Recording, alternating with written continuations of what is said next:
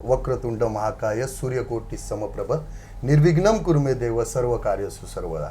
त्यानंतर मी साई भक्त आहे. साईबाबांचं हे करतो. अनंत कोटी ब्रह्मांड नायक राजाधिराज योगीराज परब्रह्म श्री सच्चिदानंद सद्गुरू साईनाथ महाराज की जय. हे 2 श्लोक देवाजवळ बोलतो आणि मग मी घर सोडतो.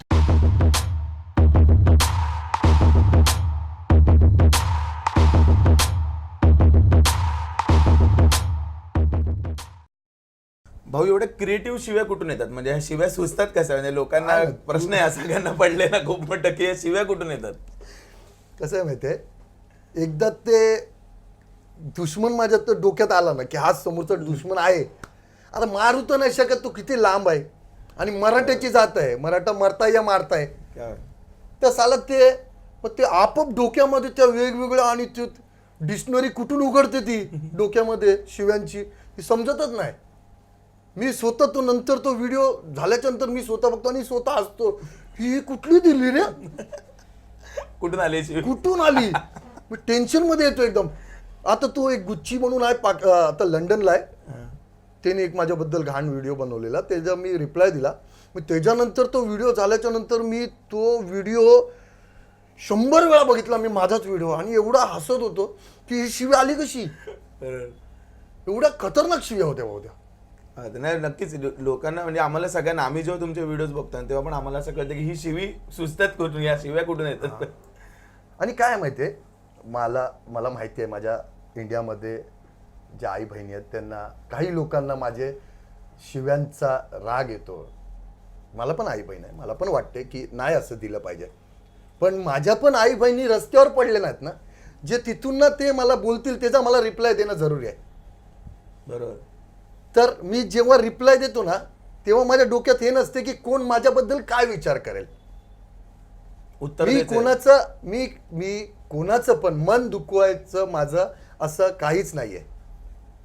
जितने भी शरीफ लोग हैं, जितने भी लोग हैं जिनको मेरा बुरा लगता है बात का, आपका दिल दुखाना ये मैं दिल से नहीं करता है, मगर जब मैं वो सामने वाले को जब रिप्लाई देता हूँ ना तो मेरे दिमाग में एक गुस्सा ये रहता है कि इसने मेरे देश के खिलाफ कुछ किया है, तो वो दिल से मेरे वो सब निकलता है. मैं क्यों वो लिख बिक के वो गाली नहीं देता है, या मैं कुछ पढ़ के नहीं आता है, वो मेरे दिल से निकलता है और मैं बोल देता है. तो अगर मेरे गाली के वजह से किसी का अगर दिल दुखता होगा तो मैं माफी चाहता हूँ. भाऊ खूप मोठेपणा आहे तुमच्या मनाचा. भाऊ एक असा प्रश्न आहे की तुझी लाईफस्टाईल कशी होती, म्हणजे लहानपणापासूनचा ते आत्ता हिंदुस्थानी भाऊ पर्यंतचा प्रवास कसा होता? लहानपण माझ्या आईवडिलांनी मला खूप लाडात हे केलं, मोठं केलं, पण आयुष्यामध्ये थोडंफार असं झालं की माझ्या वडिलांची नोकरी गेली. आई माझी घरच बघायची, नोकरी गेली. मी 7वीला असताना मी शाळा सोडून टाकली, कारण परिस्थितीच नव्हती ना, म्हणजे ना बुक विकत, वह्या पुस्तकं काय घ्यायची म्हणजे आमची हे नव्हती, ऐपत नव्हती. तर मग मी बघितलं की माझे वडील पण टेन्शनमध्ये असायचे की नोकरी गेली आहे, आता घर कसं चालेल, काय चालेल. तर मग शाळेच्या नावाने मी माझ्या मित्राला बोललो कुठेतरी मला नोकरी बघ रे. तर त्यांनी ना मला एक खार जिमखाना म्हणून आहे, तर तिथे बॉल बॉयचं जे टेनिस खेळतात त्या बॉल बॉयच्या कामासाठी मी तिथे लागलो. शाळेत नाही जायचो, शाळेच्या ऐवजी मी तिथे जायचो. आणि मग तिथे मला तेव्हा 1 दिवसाचे 20 रुपये भेटायचे. नंतर मग यायचो आणि घरी सांगायचो मी खेळायला चाललो. पण त्या खेळण्याच्या बहाण्याने ना एक लेडीज बार आहे सांताक्रूजला, त्याच्यामध्ये मी छोटूचं काम करायचं, लादी पुसायचो, प्लेट धुवायचो. असं करून तिथून ना थोडेफार मला कोण पिणारे पैसे द्यायचे. मग ते सुरुवात झाली, तर मी त्याचे थोडेफार घरी द्यायचो. तर मला माझे आई वडील विचारायचे बेटा पैसे कुठून आणले. मी बोलायचं आई ठेव ना, ते छोटं काम होतं काहीतरी, तरी मला बोलला तर मी केलं. पण मी घरी कधीच ते अनुभव नाही दिला की मी शाळेत नाही जात, कारण मला आता समजायला लागलं की परिस्थिती काय आहे ते. मग ते असं करता करता करता करता मी ट्रेनमध्ये अगरबत्ती पण विकल्या, खार मार्केटमध्ये साड्यांच्या दुकानात काम केलं, गॅरेजमध्ये काम केलं, चायनीजच्या एका गाडीवर काम केलं. तिथे पैसे नाही भेटायचे. तिथे कसं होतं की जे मी प्लेट बीट धुवायचं आणि जे लोक खाऊन जातात ना, ज्यांचं जे उरलेलं असते ते का थैलीमध्ये मला तो द्यायचा भरून, आणि मग ते मी घरी आणायचो आणि ते घरच्यांना द्यायचो मी. तसं दिवस काढले. कधी कधी तर असं झालं की बंद असायचं तर एक सँडविचची गाडी आहे, त्याचा कचरा बिचरा फेकायचो आणि जे सँडविचचा जो कोपरा कापतात ना साईडचा, तो थैलीमध्ये टाकायचे. तो मी घरी आणून माझ्या घरी आम्ही पाण्यात डुबून तो खाल्लाय. तशी मी परिस्थिती काढली आहे. आज मी असा मोठा नाही झालोय. तर कोणी पण कुठलं पण काम छोटं नका समजू. एवढं असं नसते. तुमच्या आई वडिलांनी आज तुमच्यासाठी खूप मेहनत केली, तुमचं शिक्षण केलंय, त्यांनी कसं केलंय त्यांना माहिती असते. तर त्याच्यानंतर मी एक झोपडी होती, झोपड्यात राहायचो आम्ही, भाड्यावर होतो तेव्हा. पण आयुष्याने असं मला साथ दिली, माझ्या आईवडिलांनी त्यांच्या आशीर्वादाने अशी साथ दिली की मी थोडं थोडं करून असं काम करायला लागलो, ज्याच्यानी मोठा झालो, ओळख करायला लागलो, मोठी मोठी ओळख झाली माझी. ते घर पण माझं झालं. आज माझे फ्लॅट्स आहेत, माझे बंगले आहेत, गाडी आहे. सर्व मेहनतीशिवाय काहीच नाही होत, काहीच नाही होत. खूप काय करावं लागते, खूप काय आयुष्यात. आता जेव्हा मी कामाला जायचो, माझ्या वयाची सर्व खेळायचे आणि मी बघायचो की खेळायचंय, पण नाही. ते बघायचो की घरात 2 पोट आहेत जे उपाशी आहेत. जर मी खेळलो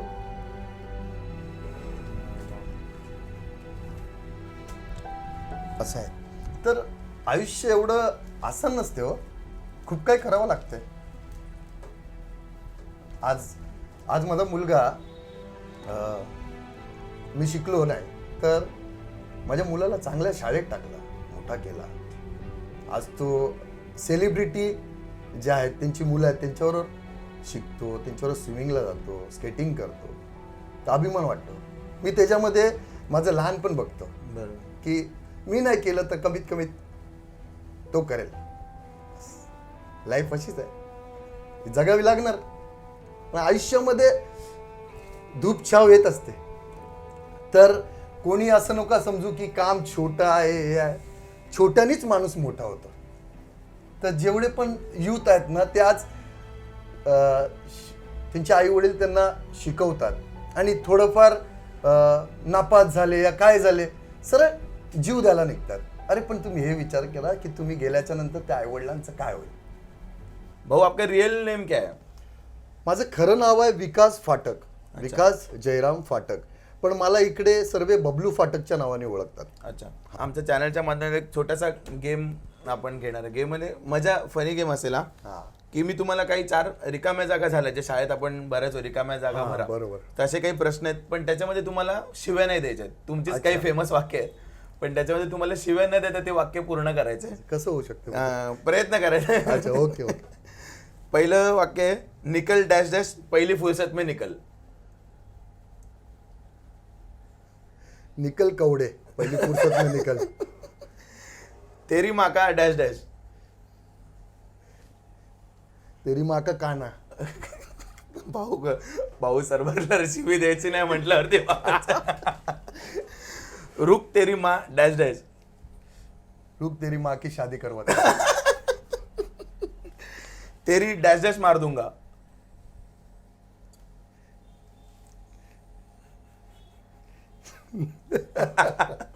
क्या मार दूंगा, ते नाही समजत.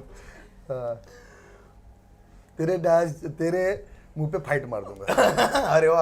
अरे भाऊला अशा शब्दांमध्ये उत्तर देताना आपण पहिल्यांदाच बघतोय. व्हिडिओ बनवणं तुम्हाला काय इम्पॉर्टंट वाटतं?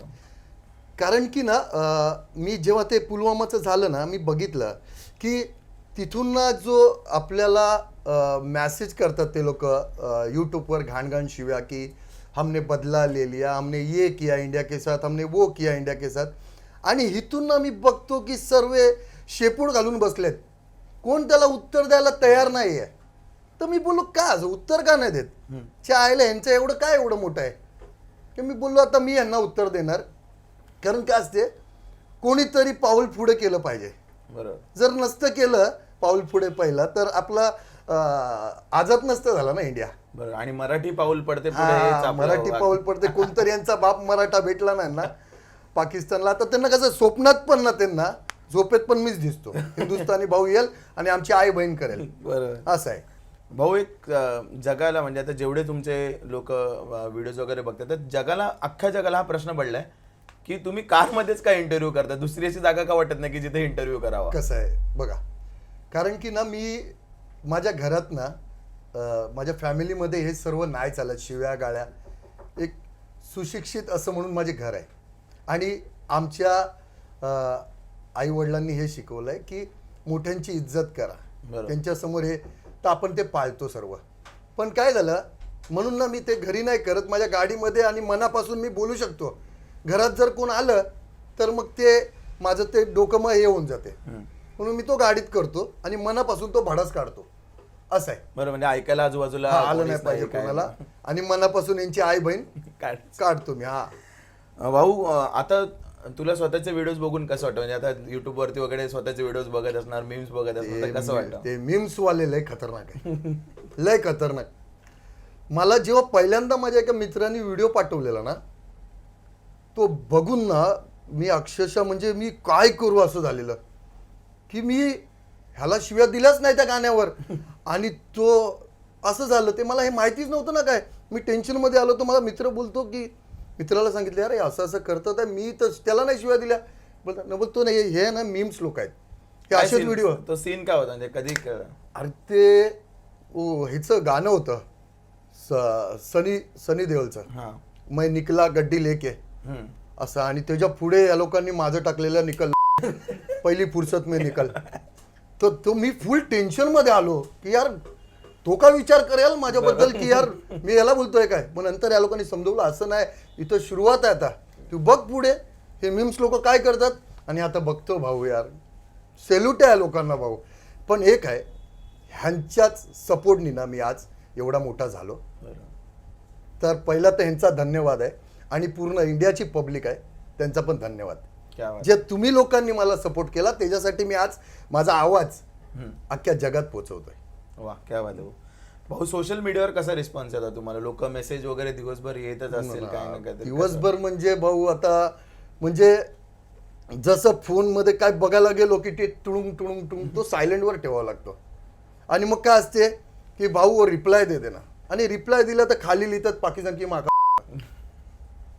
आपण हाय पण केला ना तर भाऊ आप केले पाकिस्तान की मागा मग ते रिप्लाय पण द्यायला ना असं वाटतं की आता तेच येणार आहे ना म्हणजे लोक एवढी आता हे झाले ना भडकली. पाकिस्तानच्या बद्दल भडकली आहेत तर आज मला बरं वाटते की उभी राहिलेत म्हणजे तुम्ही जी आता कसं बिसाब नाही घुसू शकत इथे बरं आणि जी तू चळवळ चालू करून दिली त्याला कुठेतरी ती चळवळीला आता मोठं स्वरूप येतं असं येस वाटतं. Yes yes yes yes yes कधी धमकी वगैरे आली आहे भाऊ खूप येत आहे काय खूप एखादा येते किस्सा सांगू शकतो खूप येते मला ना मैसेज आलेले मी व्हिडिओ पण टाकलेत ते मैसेज येतात तेरे में दम है ना तो तू इधर आके बता पाकिस्तान को गाली देना इधर आके बता आणि मी थोडा भाऊ सनकी आहे जरा आणि मी ना रात्री मग पोचतो तिकडे पोचतो आणि मग मेसेज करतो की इधर आया आहे आज तर हे मला ब्लॉक करून टाकतात तेव्हा कोणी येत नाही येत नाही म्हणून मी काय केलं मध्ये मी एक व्हिडिओ टाकला आणि त्याच्यामध्ये सांगितलं की हा माझा मोबाईल नंबर है जितने भी गद्दार है वो मैसेज पे धमकी नहीं देना मर्द के बच्चे मेरे को फोन करके गाली देना इधर इधर आ जाओ हाँ इधर किधर भी बुलाव मैं आ जाएगा उधर पण ते राहिले साईडला ते फॅन्स लोकांना तो नंबर भेटला तो सकाळपासून जो चालू झाला ते गद्दारनी तर एक पण फोन नाही केला त्यांच्या त्या फॅन्स लोकांच्या अख्खा दिवसाच्या त्या रिंगिंगनी तो फोन बंद करून टाकला मी नंबरच बंद करून टाक. नंबर बंद करून टाकला काय करणार मी यार आणि असं नाही मी उचलले पण फोन सर्वांची उचलले पण भाऊ एक फोन ठेवला लगेच दुसरा आला तिसरा आला चौथा आला हजारो लोकांना रिप्लाय दिला मी बरोबर पण मी ज्या माझा ज्याच्यासाठी तो नंबर मी हे केलाय म्हणजे पर्सनल यूज साठी किंवा ह्यासाठी नाही त्या गद्दारांसाठी तो नंबर अच्छा, घेतला तो की नाही त्यांची मी वाजवणार की या देशामध्ये कोण कोण गद्दार आहे बाहेर तर येतील बरोबर पाकिस्तानचे तर त्यांच्या दम नाही ते येणार पण इथे जे इंडियामध्ये जे देशाच्या विरुद्ध बसले तिथे आणि षडयंत्र जे रस्त्यात आहे ते तर माहिती पडतील की कोण आहे पाकिस्तानच्या बरोबर इकडे. बरोबर. मी त्यांच्यासाठी घेतलेला, पण ते या लोकांनी वाट लावली. पॉप्युलर झाल्यावर कधी सेलिब्रिटीवाला फील आला भाऊ, असं कधी झालं? भाऊ मी ना पहिला विचार करायचो की सेलिब्रिटी लोकांना ना लय माज आहे, फोटो काढायला गेलो तर हे करतात. पण आज ना मला समजते भाऊ की त्यांच्यावर काय बीतत असेल. मी माझ्या वाईफ बरोबर एक मॉलला गेलो. माझं कसं आहे, माझ्या घराच्या बाहेर ना ते स्टुडंट्स हे सर्वांना माहिती पडलं कुठं राहतो ना तर गर्दी असतेच की भाऊ एक सेल्फी सेल्फी सेल्फी म्हणून. तर बायको बरोबर त्या दिवशी थोडंसं ना माझा बिनबिनलेलं. तर ती बोलली की कुठेतरी फिरायला ने. मग त्या दिवशी मी या लोकांना फिनिक्स मॉलला घेऊन गेलो फिरायला की चलो आज तुम्हाला फिनिक्स मॉलला जाऊया म्हणून. हो फिनिक्स मॉलला गेलो, थोडा पोरावर तिथे खेळलो बिळलो, नंतर खायला तिथे बसलो, पिझ्झा बिझा घेतला. जे चालू झाले ना ते युथवाले, भाऊ एक सेल्फी पाकिस्तान की माँ की, भाऊ एक सेल्फी पाकिस्तान की माँ की. मी त्यांना असं करतोय, बायको आहे, फॅमिली आहे बरोबर. बायको तर ते बायको सनकली. आणि तुम्हाला माहिती आहे बायका, मग 15 दिवस वरण भात. मग ते तू तर आमच्यावर आलाय का तू यांच्यावर, आता मी थोडी बोलून आणलाय. मग ते 15 दिवस वरण भात खावं लागला आणि लोणचं बस. म्हणजे भाऊ हिंदुस्थानी भाऊ असले तरी घरी हिंदुस्थानी नाही ना भाऊ भाऊ, कोणाचीच चालत नाही ना, त्या झाशीच्या राण्यात सर्व आपल्या बायका ना भाऊ. भाऊ एक काहीतरी आर्मीवाला आम्ही किस्सा ऐकलेला, तर तो किस्सा काय होता आपल्या शोकाने? तो मला ना प्राऊड फील होतो की ना माझे व्हिडिओ तुमच्यासारखे चॅनल्स जे आर्मीवाल्यांपर्यंत पण माझा व्हिडिओ पोचतो. मी माझ्या फॅमिली बरोबर मी जेवायला बसलेलो ताजलँडच्या मागे बॉम्बेला. तर एक नेव्हीवाला होता, मी तिथे माझे जेवायला बसलो आणि तो आला, बोलला की मैं आपके ना गले मिलना चाहता है. तर मला ना समजलं नाही. तर मी बोलो सर क्या हुआ सर, नहीं आपसे गले मिला. मैं बोला हाथ मेरा ना गंदा है, मैं हाथ धो के. नहीं बोलता है आप ऐसे ही गले मिलो. मी त्याला गले मिलो आणि मला तो बोलला की मुझे बहुत अभिमान है कि आप जैसा हिंदुस्तानी भी हमारे लिए कुछ कर रहा है. हिंदुस्तानी कुछ तो कोई तो खड़ा हो गया हमारे साथ. तो मला एवढं बरं वाटलं ना ते पासन. आणि माझा लहान मुलगा पण आणि माझी बायको पण एकदम खुश झाली. ते बोलले की तू खूप चांगलं काम करतोयस. फॅमिलीचा सपोर्ट म्हणजे खूप आहे, सपोर्ट म्हणजे एक नंबर. त्या गोष्टीत ते मला कधी टोकत नाही. मी शिव्या घालतो, सर्व ते व्हिडिओ बघतात, कधी टोकत नाही. असं झालं फॉर एक्झाम्पल जर एक दिवसासाठी प्राईम मिनिस्टर बनवलं तर पहिली गोष्ट काय असेल जी भाऊकडनं आम्हाला बघायला मिळेल प्राईम मिनिस्टर झाल्यावर? मी जेवढे पण आतंकवाद आहेत ना पाकिस्तानचे, हे सर्वांना माहिती आहे. मी त्यांची पहिला तेच बोलेन की आता घुसा, फुल सूट देईन मी माझ्या आर्मीला. आणि ते असे खुश होतील ना, मी पहिला त्यांची आई बहीण करून टाकेन. आणि अजून एक सांगायचं तुमच्या चॅनलच्या थ्रू, मला ना पाकिस्तानमधल्या आम आदमी आहेत ना, जे जनता आहे, त्यांच्याशी माझं काहीच नाही भाऊ. बरोबर.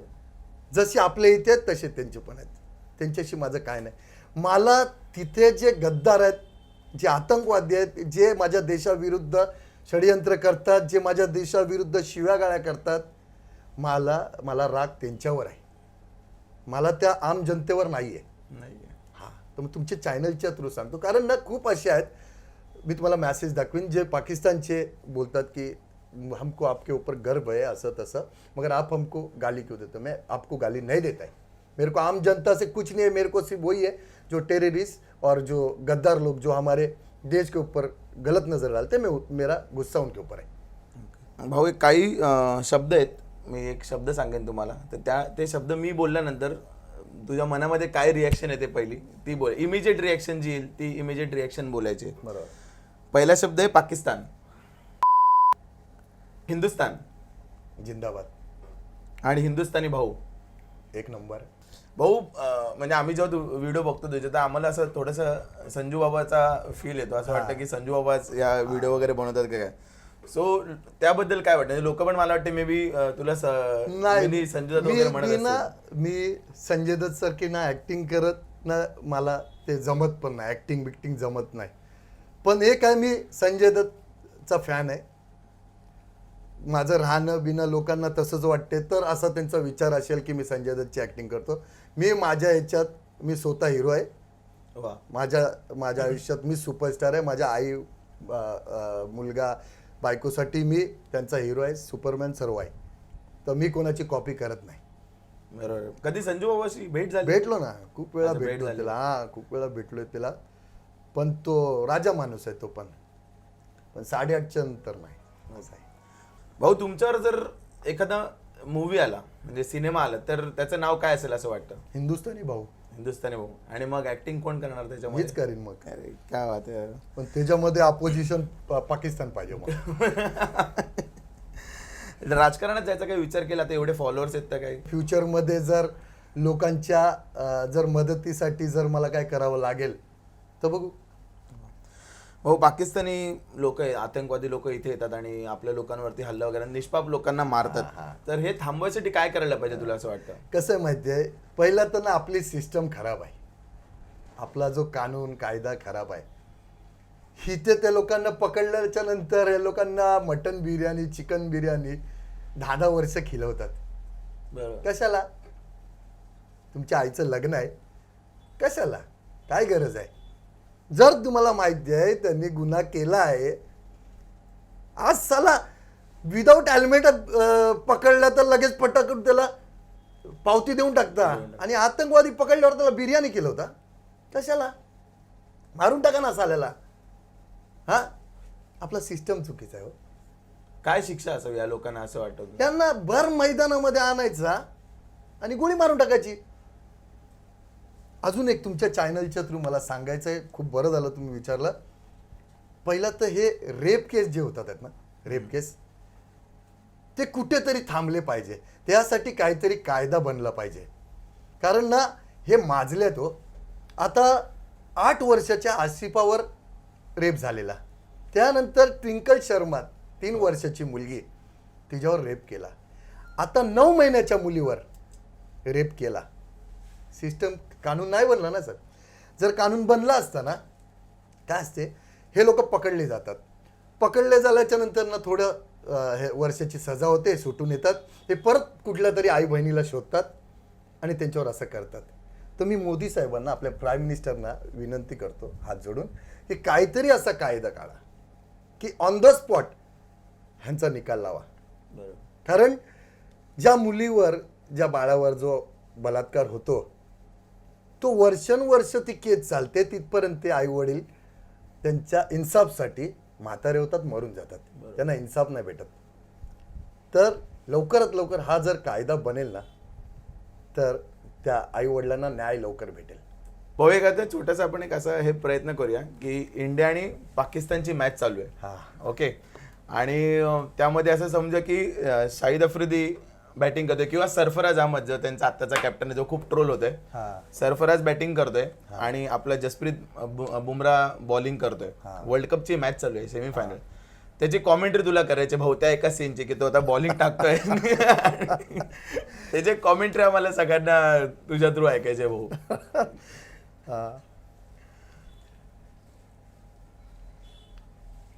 सरफराज जो पाकिस्तान का खिलाड़ी है, उसकी माँ के लिए बुमराह हाथ में बॉल लिए फुल पॉलिश करके उसके पे मारने को तैयार. सरफराज अपना संभालते हुए तो कुछ ही बॉल में इसका फूटने वाला है, इसकी टूटने वाली है. तो आप ये मैच देखते रहिए, इनके कंफर्म लगने वाले हैं.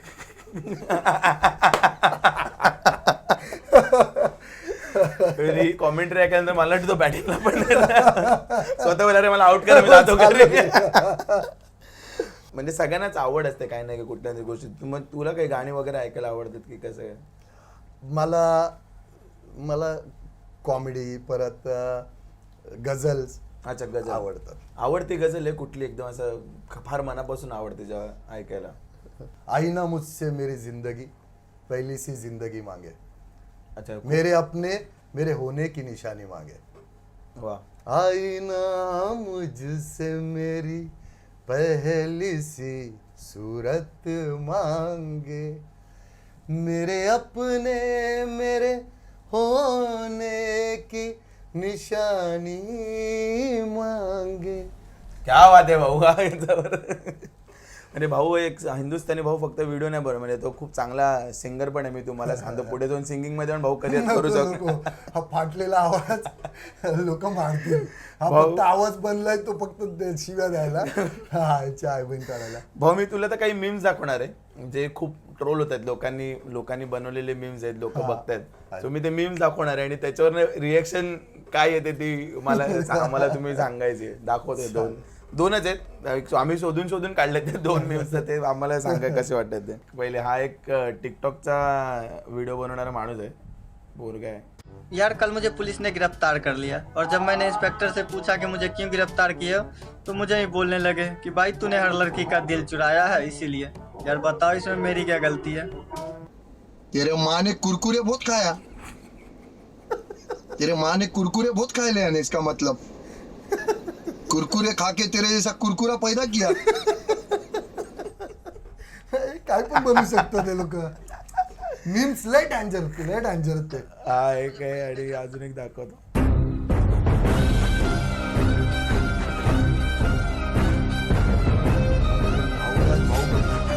तेरी माँ को फटक कर से इधर ही देगा, टाप कर से. परत पण काय एक नंबर आहे.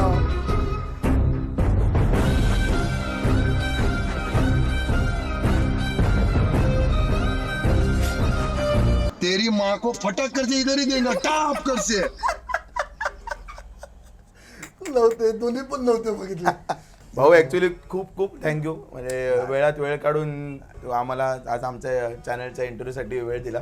हा कॅज्युअल छापा हा सत्यासाठी लढणारा एक चॅनल आहे. तर कृपया करून तुम्ही हा बघा, त्याचे सर्व व्हिडिओ बघा आणि सबस्क्राईब करायला. आणि पाकिस्तानची जेव्हा पण वाजवायची असेल तेव्हा मी बोलून घेईन, माझे व्हिडिओ तुमच्यापर्यंत पोहोचवतील. थँक्यू भाऊ. तुमचा सर्वांचा धन्यवाद. तुम्ही जेवढे पण आहेत जे आलेत चॅनलचे सर्वांचा धन्यवाद. Thank you very much. येस भाऊ, थँक्यू व्हेरी मच भाऊ. तू खरंच वेळात वेळ काढून आम्हाला वेळ दिला.